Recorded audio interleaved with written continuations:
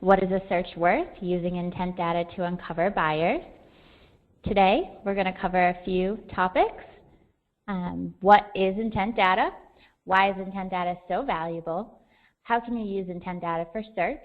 How to identify high intent keywords? Intent data for customer retention, and how can you re-engage after the click? Today on the webinar, I have two guest speakers. I have Chip Overstreet from Magnetic. He's the Senior Vice President of Business and Corporate Development for Magnetic. And then I also have Aaron Sagan, our Customer Success Manager here at WordStream. Aaron was just voted #3 most influential PPC expert in 2015. So thank you guys both for being here with us. And without further ado, I'm going to toss it over to Chip to talk to you a little bit more about intent data. Thank you, Noelle. Let me just get this thing up. Is everyone able to see my screen? Yes, Noelle, we can. are you? Excellent. Yes, okay. So I want to kick off just at a high level talking about, or not talking about, big data. I think if you're like me, you've probably been clubbed over the head with this term so much over the last couple of years that it's become kind of nonsensical. What we want to talk about is the right data. And maybe the clue to what we think the right data is tied right there in the heading, intent data. We want to talk a little bit more about that. But stepping back, there is a ton of information that's available to marketers about consumers on the web. Their site activity, what the brands and categories and products that they're looking for, purchases they've made in the store or online, or even through the call center, or through through direct mail order, demographics, geographic information, CRM data. There's a wealth of information. The challenge for marketers, though, is really threefold. It's first identifying where all that data is. How do I get access to all of this data, and how do I prioritize which of these data sources are most important? Secondly, I've got to be able to pull it together so that I've got this unified view. Ideally, we've been talking about this 360-degree view of the consumer for ages, and that's really what it is. It's taking these data sources, pulling them together into this unified view. And then the third piece is acting on that data. How do I derive some sort of insights about what that consumer wants or needs or is trying to do, and how do I engage with them across the multiple devices they use, the multiple channels they engage with me on, the different times of day, etc. And you know that it sounds hard, and it can be, but it also can be quite easy. And the beautiful thing is, when done properly, it works. It results in significantly higher sales. So it benefits obviously you as a retailer or brand, but it also benefits the consumer. You know, consumers set out on these purchase journeys because they want something, they need something, and most often they abandon these searches because they don't get what they want. So when you're able to identify it and actually move through those three stages, it does result in closed business for you.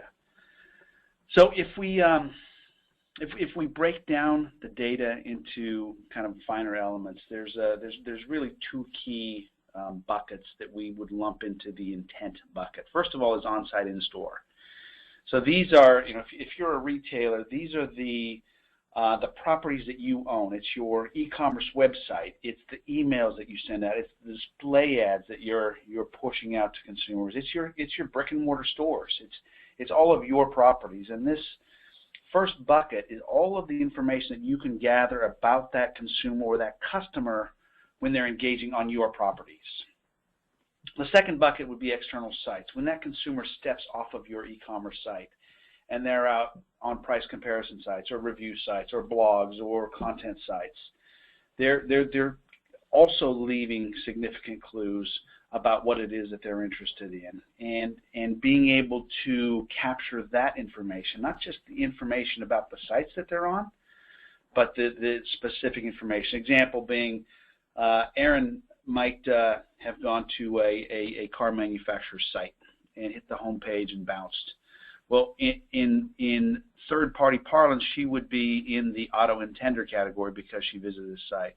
But what's more interesting is understanding the specific vehicles that she was looking at, understanding that she was doing comparison between a Ford Explorer and a Toyota Sequoia, the fact that she was going through configuration and testing out different colors for the interior, for the seats.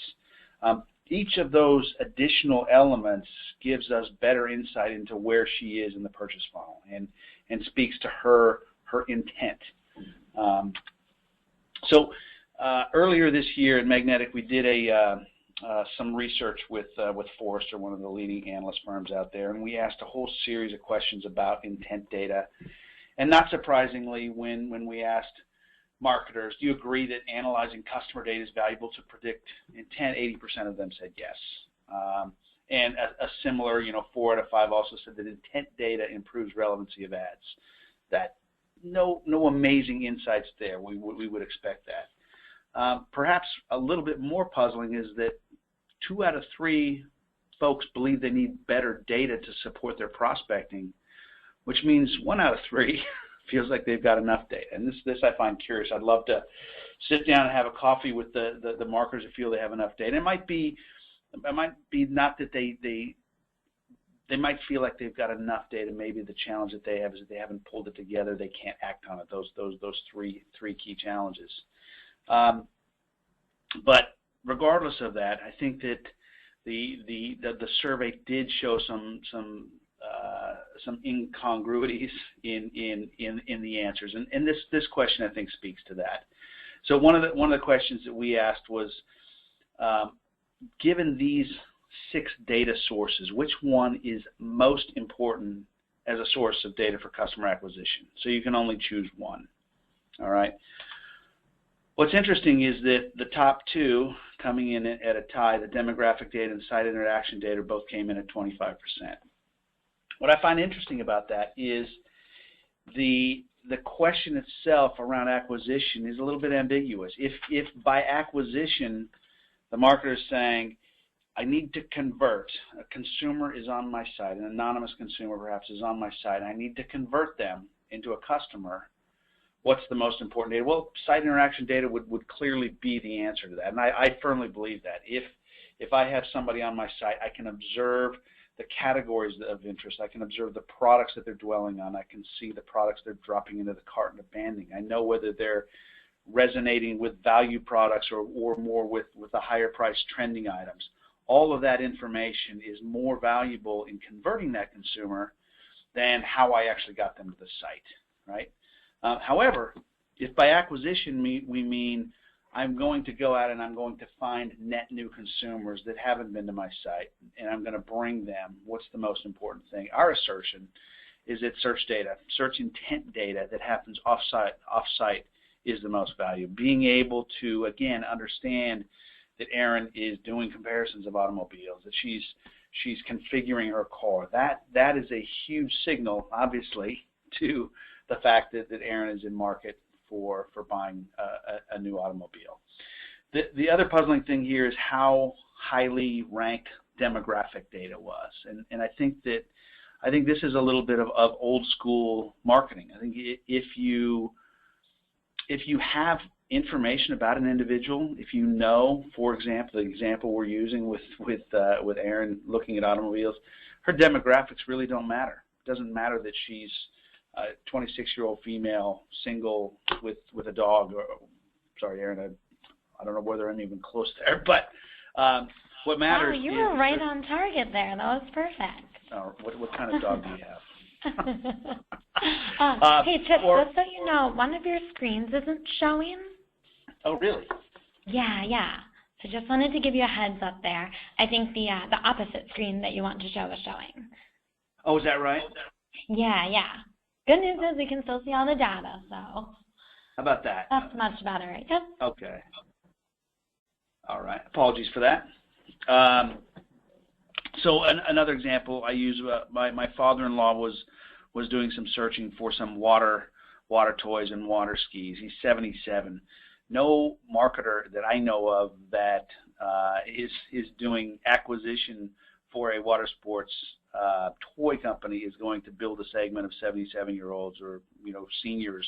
It just doesn't make sense. But when you actually understand the consumer, when you understand what it is that they're looking for, their search intent, it becomes the strongest signal. And that demographic data really does not have as much of an impact. So we've talked about the data. We're going to skip talking about pulling it together and building this unified view. We could have a couple-day session on that. It doesn't have to be that hard if you pick the right partner to work with. But let's skip to the last part, executing. How do I then take all of this rich data that I've got from external sites, from my own sites, from purchase data, et cetera, and actually engage that consumer? And the challenge here is that the path to purchase is not linear. I think we've probably all heard that many times, but the consumer has multiple devices. The average millennial has 4 or more devices that they use to engage with retailers on the internet. Their smartphone, their iPad, their laptop, and their desktop. They engage across multiple channels. They engage at different times. I tend to read emails early in the morning. My wife tends to read hers later in the night on her iPad, and that's when she'll click through and buy. So understanding all of those different elements and using them to inform your strategy is key. And kind of bringing that more down to brass tacks. How do I actually put this into practice? Well, it comes down to being able to, in real time, observe what's going on and observe the products of interest when you're on site and make recommendations based on that. I think everybody is very familiar with a little company in Seattle called Amazon. Amazon is one of the forerunners in personalization, and often seen as kind of the leader. But I did a little test with them a few weeks ago. I just wanted to test how sophisticated or not their personalization was, and so I decided to go and do a search on high-priced jewelry. So I went to Amazon. I clicked on the jewelry category, and then I clicked on necklaces. And I browsed through until I found the most expensive one. It was about $800. So I clicked on it. And then right in that product detail page, I saw a scrolling list of alternatives. People who viewed this also viewed this. People who viewed this ultimately bought that. And there were 3 carousels of necklaces. And only one of them was priced more than $150, about $600. So I scrolled until I found that. I clicked on that. And then I went down and I looked at the recommended products again. And in those 3 carousels, again, there was one product that was over $125. I'm sitting there thinking, Amazon, I'm screaming to you very, very loudly that I want to spend ridiculous amounts of money on jewelry here for my wife. And they were ignoring me. They were saying, you know what, these ones are the better sellers. The key is understanding that context, understand their intent, be able to act on those things in real time and modify the decisions that you're making, the products that you're presenting, the way you're presenting them based on everything that you're learning in real time. Another example is with email. Erin might have been on Tory Burch looking at clutch purses over the last month or 2, but never bought. And maybe I know that she tends to be more of a value shopper than a trendy buyer, despite the fact that she's on Tory Burch.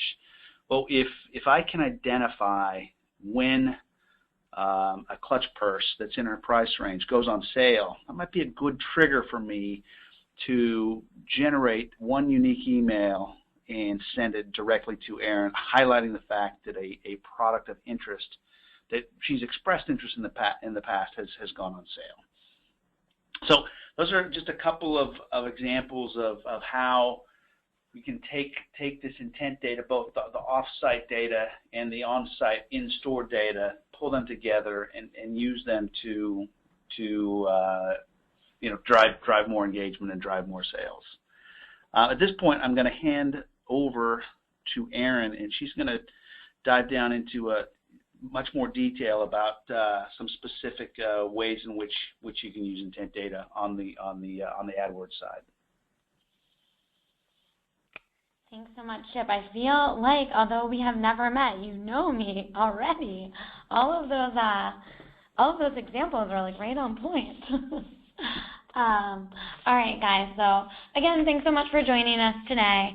I'm going to take a lot of what Chip talked about and pull it down to a little bit of a more tactical level, because I work a little bit more heads down over in the paid search side of things.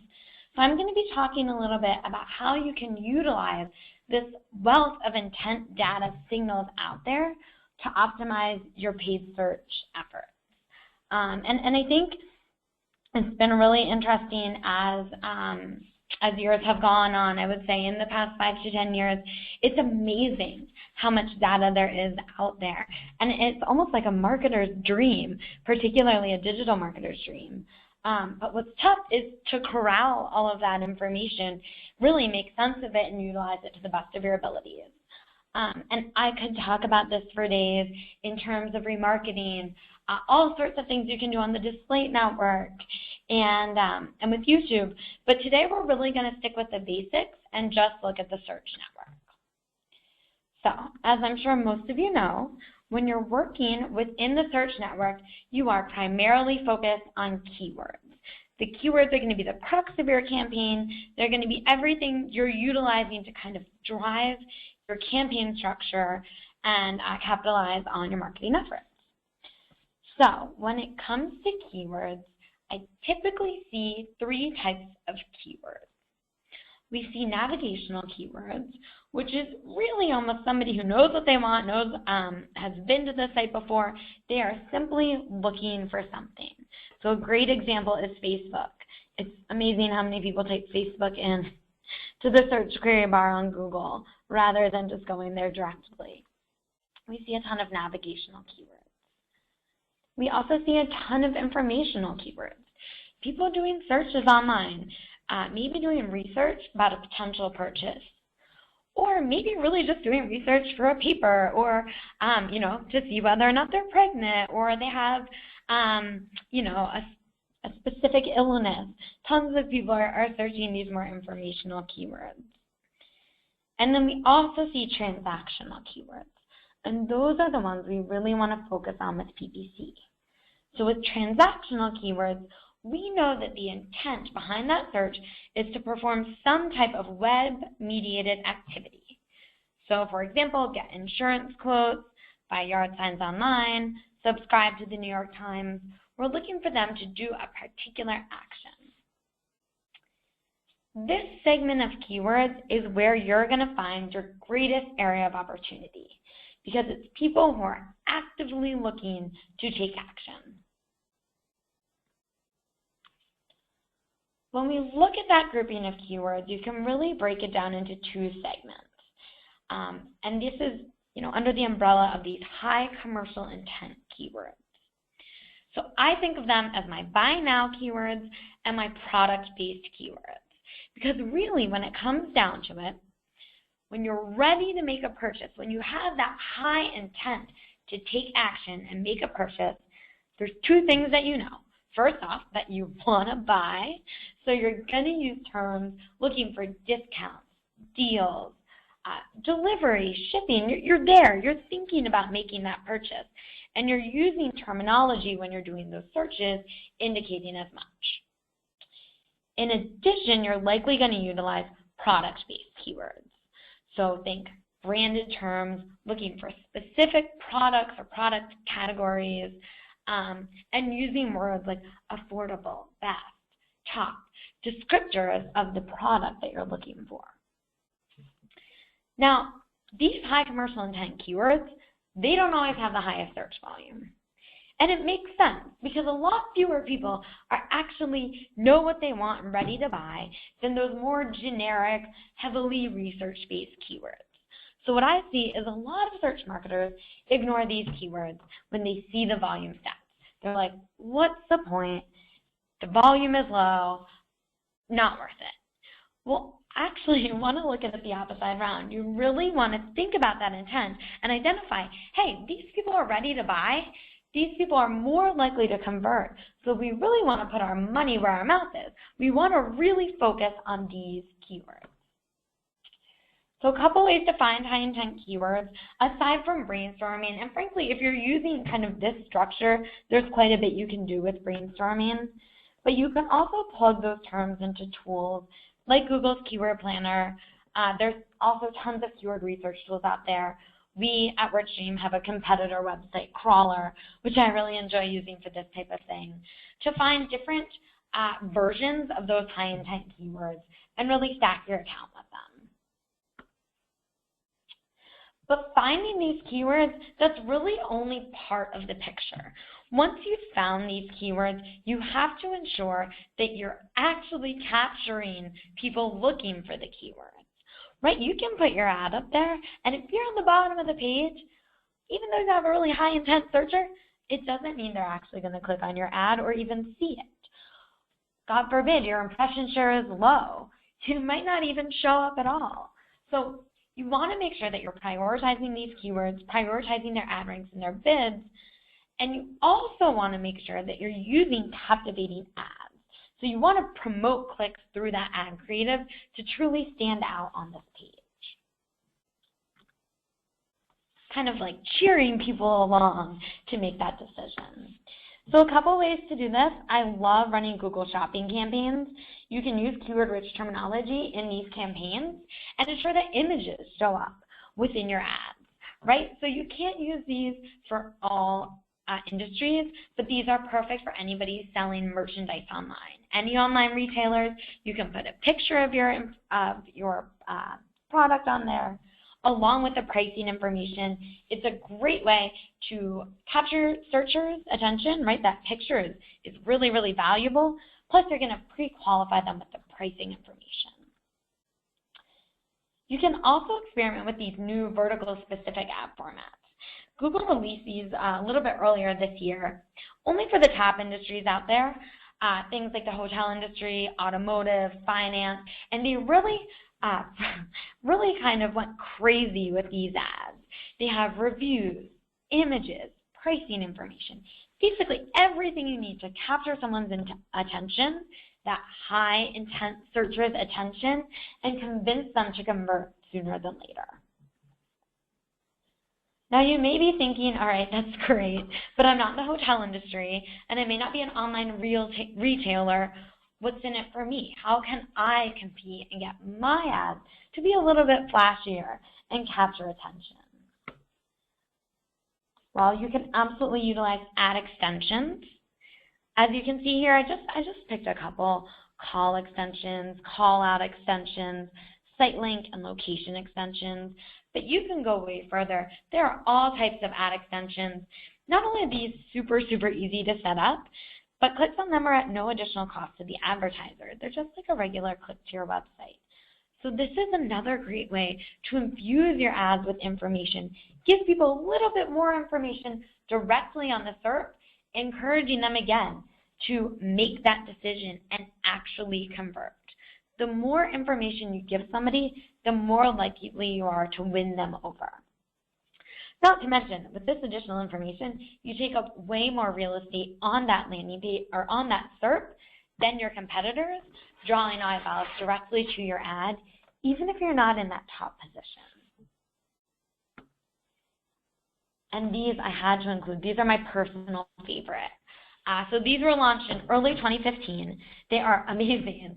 Ad customizers are just a little snippet of code that you can include within any of your text ads, be it for the search or the display network. And they allow you to use this concept of FOMO. So FOMO, for those of you who don't spend all of your time on Urban Dictionary, means fear of missing out. And it's a true psychological theory, right? When you know that a sale is nearing its end, or the number of products available to you diminishes, you automatically want to make that purchase. Like when there is one dress left on the rack, even if you're on the fence about whether or not you love it, you're going to buy it. Because God forbid somebody else buys it and you don't have the opportunity to make your purchase.